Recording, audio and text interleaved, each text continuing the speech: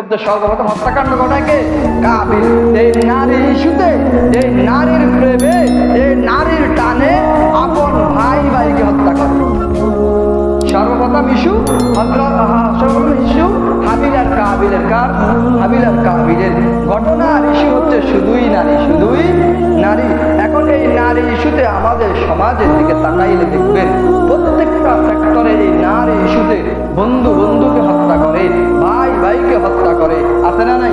এক বন্ধু অপর বন্ধুর সাথে কি সম্পর্ক, কি মহাব্বত, কি ভালোবাসা। একজন একজনকে ছাড়া এক কাপ চা খায় না, একজন একজনকে ছাড়া রাস্তায় বের হয় না, একজন একজনের মতো জামা কাপড় পরে, একজন একজনের স্টাইলে চুল কাটে। এত মহাব্বতের বন্ধুত্ব, এত মহাব্বতের ভালোবাসার বন্ধন। কিন্তু যখন এই বন্ধনের ভিতরে কোনো নারী ইস্যু চলে আসে, তো ওই বন্ধু, যে বন্ধু বন্ধুকে ছাড়া চা খায় নাই, যে বন্ধু বন্ধুকে ছাড়া চলে নাই, ওই বন্ধু এই নারী ইস্যুর কারণে বন্ধুকে বন্ধু হত্যা করে না? করে না? হয় না? হয় না? হাই হয়। শুধু তাই না, শুধু তাই না বন্ধু, এই ইস্যুতে যখন বাবা বাধা দেয়, সন্তান বাবাকে হত্যা করে, মা বাধা দেয়, মাকে হত্যা করে, কারো কোনো তোয়াক্কা করে না। শুধুই নারী ইস্যুতে, এই নারী ইস্যুতে দেখবেন সন্তান মাকে খাওয়ায় না, সন্তান বাবাকে খাওয়ায় না। শুধুই নারী ইস্যু, আর কোনো ইস্যু নাই। তাইলে বোঝা গেছে ওই নারী ইস্যু আজকে থেকে না, ওই নারীর মহাব্বত আজকে থেকে না, ওই নারীর ভালোবাসা আজকে থেকে না। ওই নারীর ভালোবাসা হযরত আদম আলাইহিস সালামের জামানা থেকে, হাবিল আর কাবিলের ঘটনা থেকে আল্লাহ তাআলা শিক্ষা দিয়েছেন। ও রাসূল, আপনি শুনুন, এই যে হাবিল আর কাবিলের মধ্যে এই নারী ইস্যুতে যে হত্যাকাণ্ড জমিনের মধ্যে সর্বপ্রথম সংঘটিত হয়েছে, ও রাসূল আপনার উম্মতের মধ্যেও দেখবেন একদল থাকবে এইরকম নারী ইস্যুতে বন্ধু বন্ধুকে হত্যা করবে, ভাইকে হত্যা করবে, মা বাবাকে হত্যা করবে। এখন এই সমাজে, এই দেশের মধ্যে, এই রাষ্ট্রের মধ্যে, এই দুনিয়ার মধ্যে এখন এই ঘটনা ঘটে না? ঘটে না? ঘটে না? ঘটে না?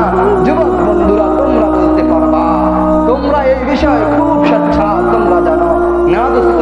আল্লাহ তাআলা মুত্তাকিদের অন্তরের অবস্থার দিকে তাকায়া রয়েছে। আল্লাহ তাআলা তোমার দিকে যে ছায়া রয়েছে, তুমি একটা অবৈধ নারীর জন্য তোমার বন্ধুকে হত্যা করলা, তো দোস্ত বলো তোমার কি লাভ হইল, তোমার কি ফায়দা হইল? যুবক তুমি শুনো, যেই নারীর জন্য তুমি তোমার বন্ধুত্ব সম্পর্ক নষ্ট করছো, যেই নারীর জন্য তুমি তোমার মা বাবার সাথে সম্পর্ক নষ্ট করছো, যেই নারীর জন্য ভাই ভাইয়ের মধ্যে বিবাদ সৃষ্টি করে দিছ, কত আল্লাহ আজকে যদি তোমার কোনো সমস্যা হয়, আজকে যদি তুমি কোনো বিপদে পড়ে যাও, ওই নারীকে পাইবে কিনা কোনো গ্যারান্টি নাই। কিন্তু কসম, তোমার ভাই তোমার কাছে যাবে, তোমার বাবা তোমার কাছে ছুটে যাবে, তোমার আম্মা তোমার কাছে ছুটে যাবে, ওই নারী তোমার কাছে আসবে না। কসম, ওই নারী আরেকজনকে বিবাহ করে সুখে শান্তিতে বসবাস করবে। তোমার মতো যুবকের খবর সে একদিনও আর দিবে না। কি বলেন, ঠিক না? ঠিক আছে না? নাই? আফসোস। এই জন্য দোস্ত, জমিনের খেয়াল করবা, জমিনের সর্বপ্রথম হত্যাকাণ্ড সংঘটিত হয়েছেই শুধু নারী ইস্যুতে। এই জন্যই মনে রাখবা, যে এই নারী ইস্যুর সাথে রাখবা, যে এই অবৈধ ভালোবাসার সাথে ডুববা, যে এই অবৈধ নারীর প্রেমে পড়বা, তো মনে রাখবা, হয় তুমি কাউকে হত্যা করবা, নয়তো তুমি তোমাকে শেষ করে ফেলবা। কারণ এই নারী অবৈধ ভালোবাসা একটা যুবকের জীবন্ত সুন্দর এক জীবনকে শেষ করে ফেলে। শুধু তাই না, পত্রিকার হেডলাইনের দিকে তাকাইলে দেখবা কত যুবক নারীর জন্য নিজের জীবন দিয়ে দেয়। আছে না নাই? আছে না নাই?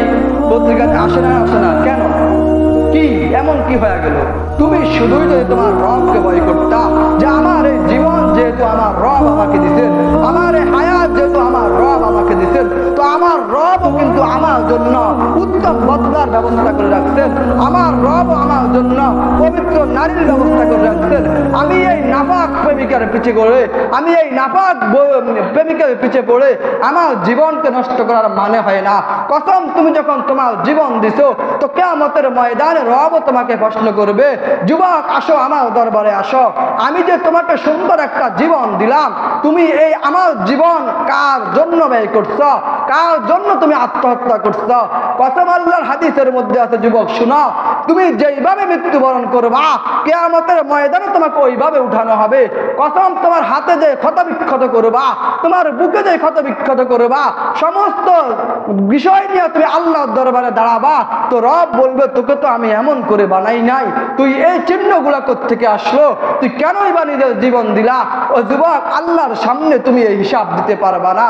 তোমার এই জীবনের হিসাব নেওয়ার সাথে সাথে তোমাকে আল্লাহ তাআলা জাহান্নামের ব্যবস্থা করে দিবে। না আর এই নাপাক নারীর পিছে ঘুরে কোনো সংসার যেন নষ্ট না হয়, কোনো যুবকের জীবন যেন নষ্ট না হয়, কোনো ভাইয়ের মধ্যে ভাইয়ের বন্ধুত্ব যেন নষ্ট না হয়, কোনো বন্ধুর মধ্যে বন্ধুর বন্ধুত্ব যেন নষ্ট না হয়। আল্লাহ আমাদের প্রত্যেককে বুঝ দান করুন, বলেন আমিন।